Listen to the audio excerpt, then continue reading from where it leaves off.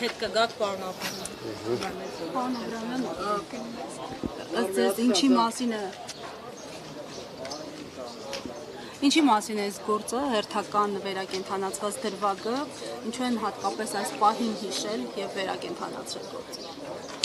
Իշխանության հաշվարկը կարծում եմ այս եւ այսպիսի այլ դեպքերում հետեւյալն է։ Իշխանությունը համարում է, որ պետության փողով, այսինքն դատախազություն, քննչական համակարգ, դատական համակարգ, որոշակի դեպքերում ոստիկանություն կարելի է ներգրավել, գործեր սարքել, մարդկանց զբաղվածությունը ուղղել այս ուղղությամբ, որովհետև ժամանակը այսօր ամենակարևոր եւ ամենաթանկ ռեսուրսն է, եւ փորձել քաղաքականապես ակտիվ դեմքերին հնարավորինս դուրս մղել քաղաքական գործընթացներից։ Այսինքն շատ դեպքերում իրենք ունեն կանխատեսումները, իրենք ունեն գիտակցումը, որ այդ գործերը չեն գնալու եւ ես դրամաբանական կետին չեն հասնելու իրանց տեսանկյունից եւ այս իրավիճակում իրենց համար գլխավոր խնդիրն է սկսել քաշքշուկ 4-5 տարվա կտրվածքով մարդկանց տանել, բերել, ժամանակ ամբողջությամբ կենտրոնացնել այդ մասով, որից բնականաբար քաղաքական առումով տուժում է տվյալ անձը, տուժում է նրան ներկայացնող քաղաքական ուժը եւ մարդիկ։ Նույնը դրսևորվում է առաջին հերթին Սերժ Սարգսյանի դեպքում, որպես նաև հանրապետականի ղեկավար, նույնը արտահայտում է հանրապետականի փոխնախագահ Արմեն Աշոտյանի գործում, որը դուք հաճախակի լուսաբանում եք, եւ կարծում եմ, որ նաև Սերժ Սարգսյանի հետ կապված այլ քրեական գործերը, որոնք տարբեր տարիներով անդադ հնչեցնում էին, զրպարտություններ դա նաև որպես հետևի արտահայտվում, նույն դիզելի գործով պարզ դարձավ, որ դրանք շատ արագ զրոյացվում են եւ ըստ էության այն տեղեկությունները, որոնք որպես փաստ փորձում էր իշխանության քարոզությունը ներկայացնել, դրանք շատ կարճ ժամանակահատվածում հանրության համար տեսանել են դարձնում, որ տակը չկա գործընթաց, տակը չկա իրավական գործընթաց եւ այս ամենը պարզապես արվում է քաղաքական ակտիվ դեմքերին, քաղաքական կամ ներքաղաքական process-ներից հնարավորինս դուրս թողելու համար։ Պարոն Աբրահամյան, Էդմոն Մարուկյանն էր անդրադարձել պատիվ ունեմ խմբակցության վերջին հայտարարությանը, ասելով, որ ըստ էության կա հակասություն, որովհետև Դες 8 տեխնիկա է դրա չեք տեսնում, բան եւ ասում էր, որ կա հակասություն, որովհետև առաջին հայտարարությունով ասում էին, որ ըստ էության միաձայն կմիանան առանց նախապայմանների վարչապետի թեկնածու եթե առաջադրվի, հիմա ըստ էության ասում են, որ ինքն է վարչապետի թեկնածուն, բայց պատիվ ունեմը չի միանում։ Ես կարծում եմ հայտարարության տեքստում եւ առաջին եւ երկրորդում բավականին պարզ ձևով ներկայացված է մեր դիրքորոշումը։ Մենք առաջին հայտարարության մեջ ասել ենք, որ այս թեմայով մեր համար քննարկելի են թեմաները կամ թեկնածուները, բայց մենք չենք ասել, որ առանց նախապայմանների մենք պատրաստ ենք առաջադրվել։ Մենք ասում ենք, որ առանց նախապայմանների պարզապես մենք պատրաստ ենք քննարկման, այլ ոչ թե առաջադրման։ Հիմա եղել է Էդմոն Մարուկյանի հայտը, ֆրակցիան քննարկել է թեման եւ իր հրապարակային դիրքորոշմամբ արտահայտել է իր մոտեցումը եւ ես կարծում եմ, որ այստեղ որևէ հակասության բան չկա, ավելին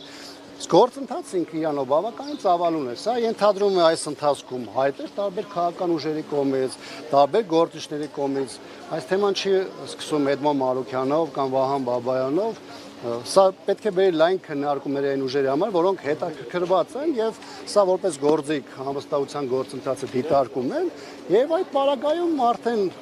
վերջնահարցուկում պարզ կլինի թե ստեղծված իրավիճակում առկա իրողությունների պայմաններում ով է օպտիմալ թեկնածուն եւ ըստ այդմ էլ կորոշվի թե ումով են գնում կամ ում են առաջադրում։ Պարոն Աբրահամյան, եթե ամեն դեպքում այս պայքարությամբ առկա միակ թեկնածուն, որին առաջադրել են Էդմոն Մարուկյանն է, եթե պատիվ ունեմը դեմ է, ինչպես հասկացանք Միսլակցյան եւ ինչու ձեր մեջի չէ կարողանում ձեր թեկնածուին առաջադրել, իրենք էլ ասում են, որ ոչ մեր թեկնածուին են համաձայն, որ իրենք են թեկնածու առաջադրում ու մտադրված բիժեսում են այս գործընթացը։ Անկեղծ ասած ես արդեն այդ հարցի պատասխանը տվեցի,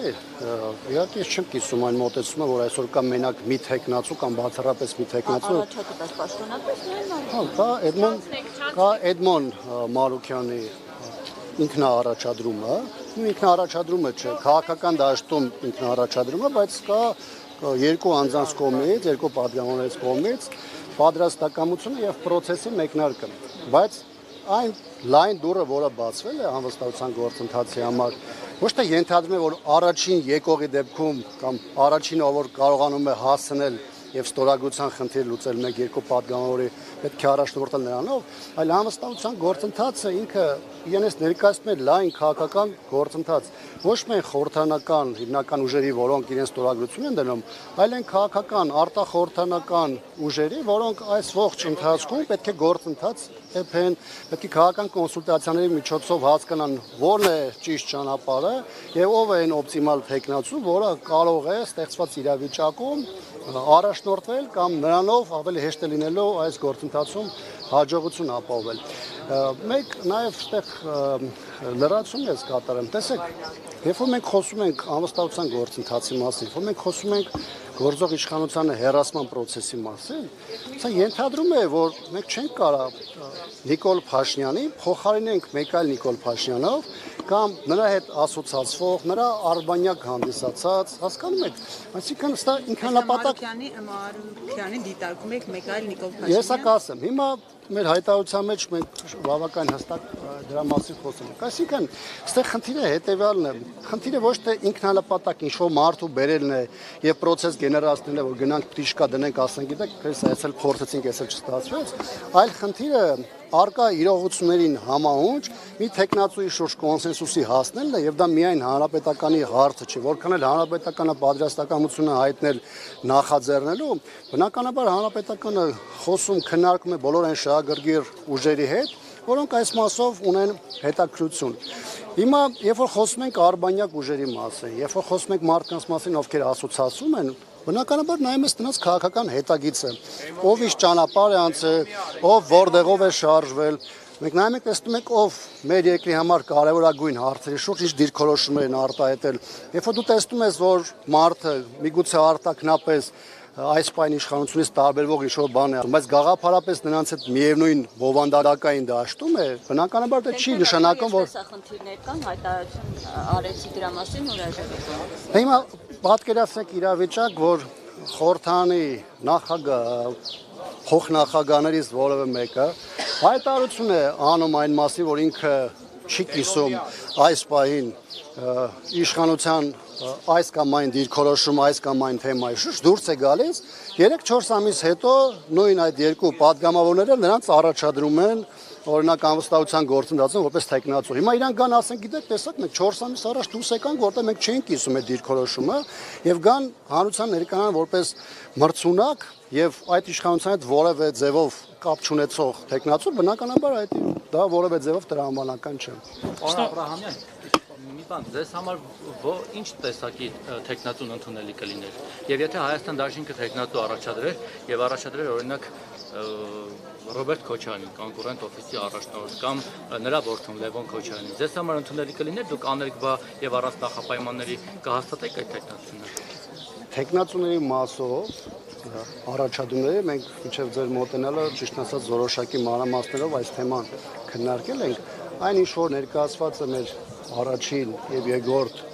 նաեւ հայտարարությունը ֆրակցիայի, դրանում հիմնականում ներկայացված է այն մոտեցումներն ու սկզբունքները, որի շրջանակներում պետք է կայանա քննարկումը եւ դրա արդյունքում պետք է լինի առաջադրված տեխնացու։ Հիմա այստեղ կա մի հանգամանք, երբ որ մենք խոսում ենք կոնկրետ տեխնացուների մասով։ Տեխնացուների մասով շատ կարեւոր է, որպեսզի հնարավորինս լայն համախմբում տեղի ունենա նրա շուրջ,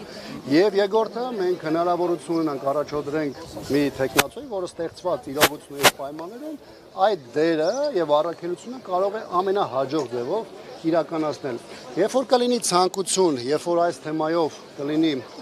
առաջադրում, կլինի քննարկման ցանկություն, բնականաբար պատրաստ ենք առանց նախապայմանների քննարկել բոլոր տեխնացուները եւ մեր դիրքորոշումը շատ հստակ Այդ Մարոկյանը ինչով լավ չէ։ Օրինակ ձեր ժամանակ անկախ կամ գրեթե անկախ պատգամավորներ ահագին, ձեր հետ շատ լավ հարաբերություններ, շախմատ եք խաղում ձեր կապունետներում, շփում եք ձեզ հետ։ Մի խոսքով շատ լավ էր ձեր հետ, բաց չէր, տենց ձեր տենց շատ սուր չի քննադատել այն ժամանակ հիշում ենք, ոնց օրինակ Նիկոլ Փաշինյանն քննադատում։ Հիմա Փաշինյանին է քննադատում, ասում է սխալանում, լավ չի ճանում, ի՞նչն է պատճառը։ Վայ ջան, իհարկե Համը ժամանակավոր է այդ Վայ ջան, ես իհարկե չեմ զլանում որևէ հարցի պատասխանելուց, շատ ցավով եմ ասում, որ դուք մի քիչ ուշացել եք։ Միգուցե մենք առանձին նաև ձեր հետ այս թեմայով մեկնարկման է, որովհետև այս թեմայով 3 համատեքստում արել եմ, ես ձեզ առաջարկում առանձին մենք իրար այս թեմայով ինտերվյու անենք։ Շնորհակալություն։